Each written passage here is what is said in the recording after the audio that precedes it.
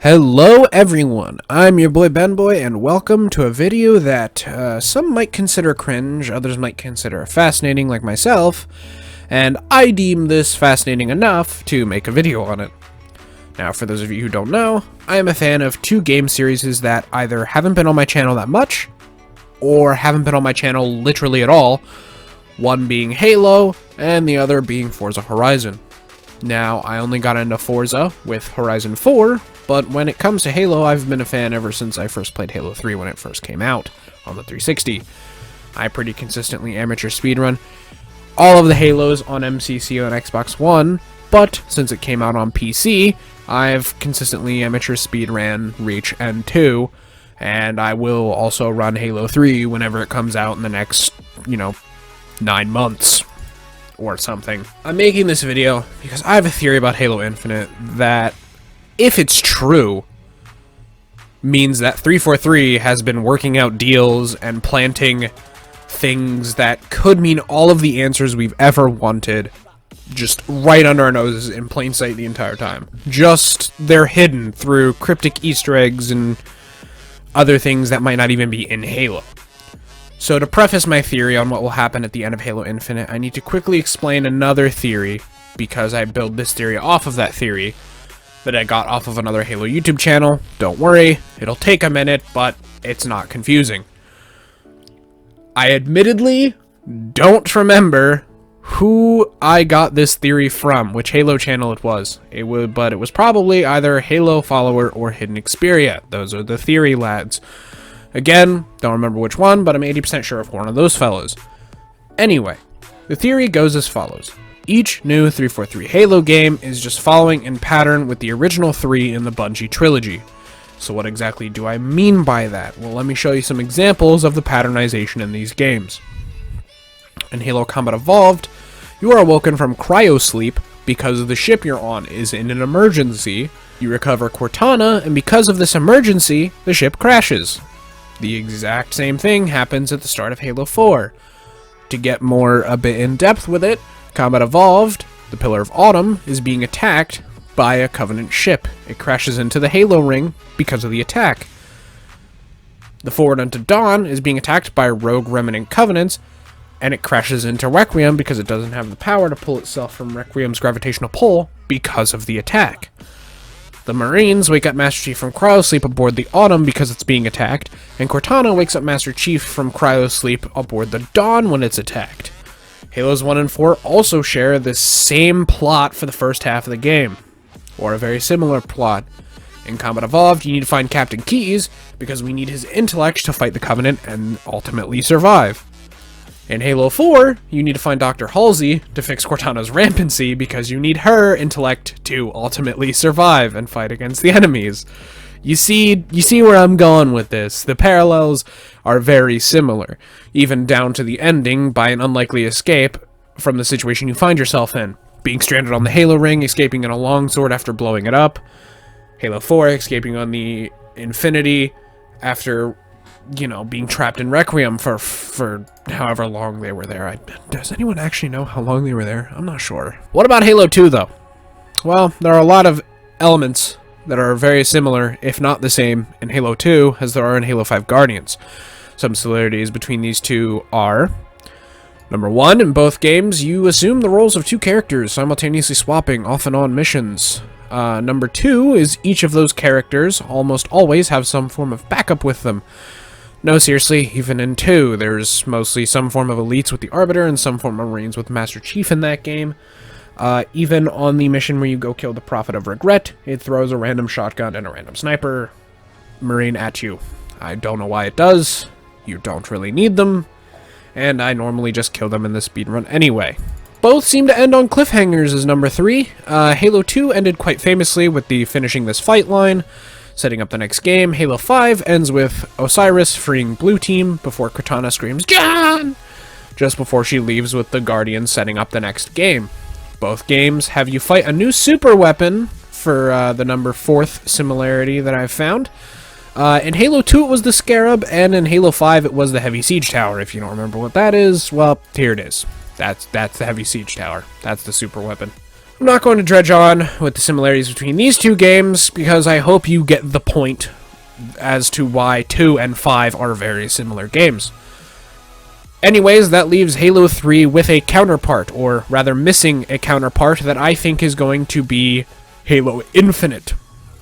And there are some similarities, at least 2, that we can draw right now that are pretty much factually correct, let alone the theories that are out there and very plentiful. So I'm not going to blast too hard into speculating the plot as a whole of Halo Infinite, but I will tell you a couple things we already know so far as pretty much 90% fact.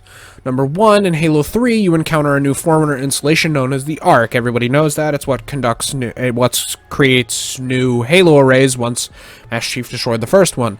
But in Halo Infinite, according to the promotional artwork that we've seen for the game, including the Halo Infinite title where Chief is standing in a doorway and all that nonsense, and you see in the background all this floating Forerunner shit, we will be encountering a new Forerunner installation, and it's pretty much confirmed that it's in the form of Zeta Halo.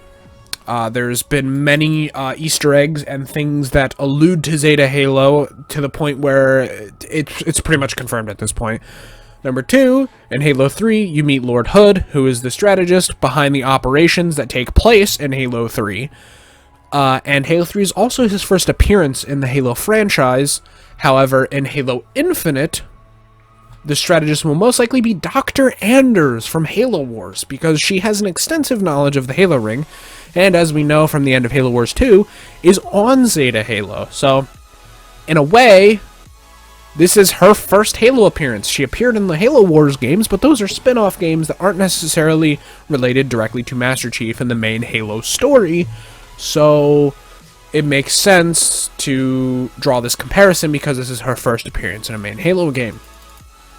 There are 2 comparisons that we can draw to each game, just with prior knowledge before the game even releases.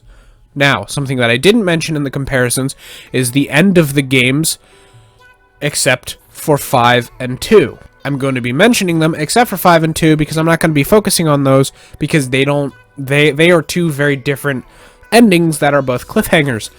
I'm going to be focusing on Halos 1, 4, and 3 because in Halo 1, you escape the Pillar of Autumn using a Warthog to get to the Longsword. And Halo 4, although it's not at the end of the game, you use a Ghost to escape once you awaken the Prometheans. In Halo 3, you escape the Ark, activating the Halo ring at the center, using a Warthog to get to the Dawn. So what does this all have to do with Halo Infinite? Well, I think that Halo Infinite is going to end after Chief recovers Cortana, and you experience one possibly final Warthog run to get off of Zeta Halo that's about to self-destruct. I'm making that conclusion using only, so far, the patternization of the Halo games. And if you believe the patternization, some of you may already be sold. Especially if you believe the phrase, history repeats itself, or if it ain't broke, don't fix it, as I do. The Warthog run is not a broken concept, so you don't really have to fix it. It's perfect at building up the intensity for the finale of those games. But what if I told you that the actual evidence other than patternization for the ending of Halo Infinite has existed since the year 2018? I know some of you may be thinking that I was about to bring up some outrageous year like 1964, but 2018 is when we knew how Halo Infinite was going to end. What am I referencing? How do I know this? Well, I believe the answer lies within a little Easter egg tie-in spin-off showcase race held within the game Forza Horizon 4. You see, it's twirling back around to what I mentioned at the beginning. It's all interconnected. I'm a useless genius. Now, I know what you're thinking. Seriously, Ben? That can't be like showcase that just is filled with a bunch of reference lines and purposely almost cringily catering towards Halo fans. Yes, I believe that this race is actually foreshadowing the last mission of Halo Infinite. Possibly not exactly, obviously, with the setting, or maybe the exact circumstances. In that race, you are chasing down a Pelican to try to get your Warthog to the Pelican.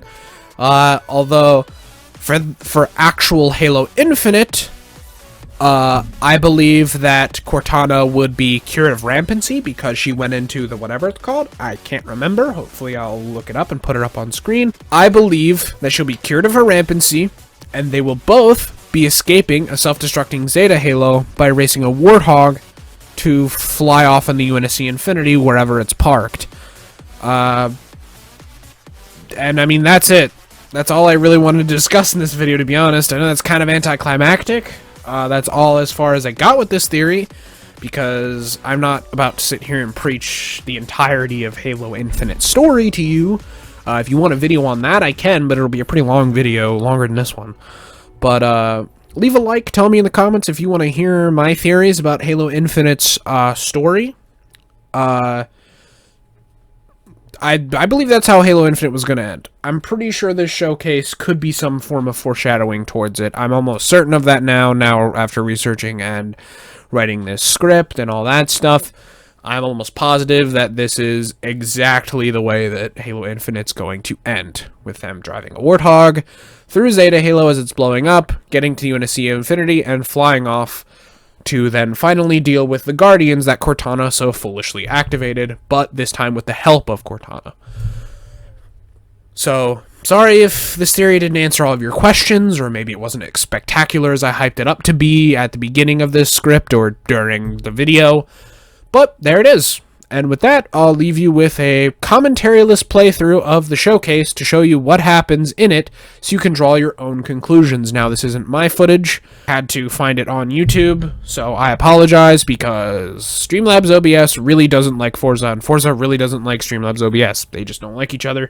Streamlabs OBS crashes Forza Horizon 4 on my PC for some reason. I'm pretty sure it has something to do with how Forza Horizon calculates its graphics settings, but either way, I couldn't get the footage, but here is footage from all the way back when it initially released in 2018, so enjoy. I've been your boy BenBoy, and I will see you in the next activity. Enjoy the footage. Going an evolving threat posed by an increasingly focused Covenant, all frontline UNSC personnel are expected to complete the following training exercise. Upon completion of the training exercise, please submit results to UNSC FleetCom for assessment.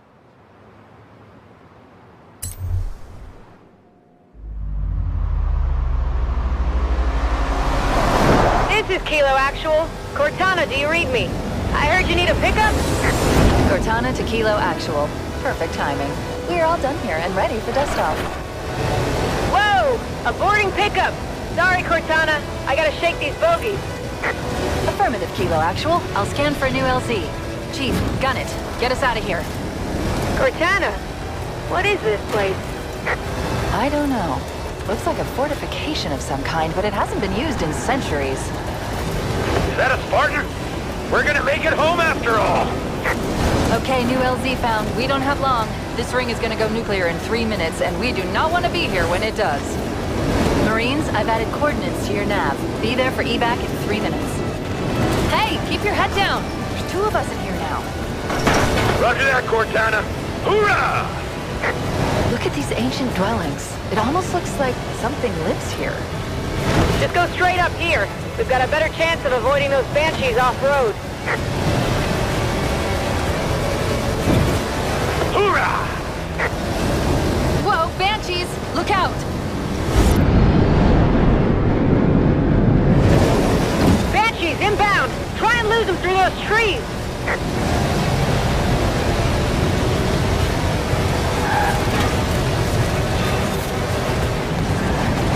Alert! Banshees, fast and low. Banshee! Save us, Chief! This is Cortana to all air support units. I'm sending you coordinates for an LZ, requesting immediate evac. Repeat, all air support units to the LZ. Cortana, I'm getting a green from 3, 4, make that 5 Pelicans. En route to the LZ. You and the Marines had better be there soon. Cortana, I can't follow you through there. I'll see you on the other side. That's not the most reassuring choice of words. This cave is not a natural formation. Woo! Echo! Like this, comms have gone quiet. Do you read? Kilo actual. Whoa! Loud and clear, Cortana. Good to see you again, pilot. I do not want to reach that LZ without you.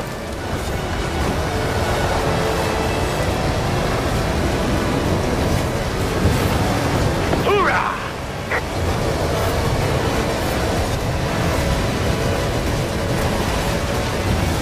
Cortana to all units, the LZ is right ahead. We have 30 seconds before the ring superstructure begins to collapse.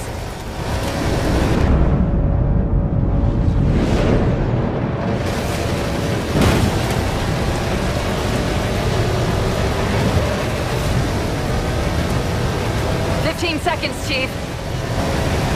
10, 9, 8, 7, 6, 5, 4, 3, 2, 1.